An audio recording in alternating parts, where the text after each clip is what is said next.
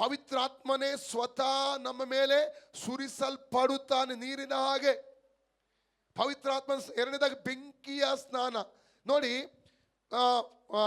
ಮಿದ್ಯಾನ ಬೆಟ್ಟದಲ್ಲಿ ಅವತ್ತು ಮೋಶೆ ಅಲ್ಲಿ ಕುರಿಗಳನ್ನು ಮೇಯಿಸ್ತಾ ಇದ್ದ. ಮೋಶೆ ಉರಿಯುವಂತ ಒಂದು ಪೊದೆಯನ್ನು ನೋಡಿ ಅಲ್ಲಿಗೆ ಹೋದ. ನಾವು ಎಕ್ಸೋಡಸ್ ಚಾಪ್ಟರ್ 3 ವಿಮೋಚನ ಕಾಂಡ 3:2 ನಾವು ಓದ್ತೇವೆ.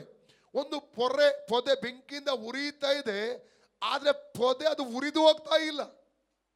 ಪೊದೆಯಲ್ಲಿ ಬೆಂಕಿ ಇದೆ, ಪೊದೆ ಉರಿಯುತ್ತಾ ಇದೆ, ಆದರೆ ಪೊದೆ ಉರಿಯುತ್ತಾ ಇಲ್ಲ, ಅಂದ್ರೆ ಉರಿದು ಹೋಗ್ತಾ ಇಲ್ಲ. ಅಷ್ಟಂಗೆ ಅರ್ಥ ಆಗ್ತಾ ಇದೆ.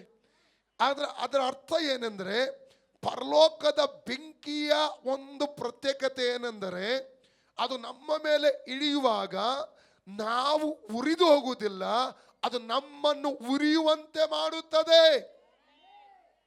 ನಮ್ಮನ್ನು ಅದು ಸುಡುತ್ತದೆ, ನಾವು ಪ್ರಕಾಶಿಸುವಂತೆ ಅದು ಮಾಡುತ್ತದೆ.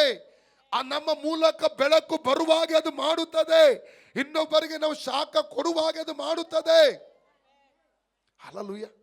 ಅದಕ್ಕೆ ಪವಿತ್ರಾತ್ಮನಲ್ಲಿಯೂ ಬೆಂಕಿಯಲ್ಲಿಯೂ ಆತನು ಸ್ನಾನವನ್ನು ಮಾಡಿಸೋನು.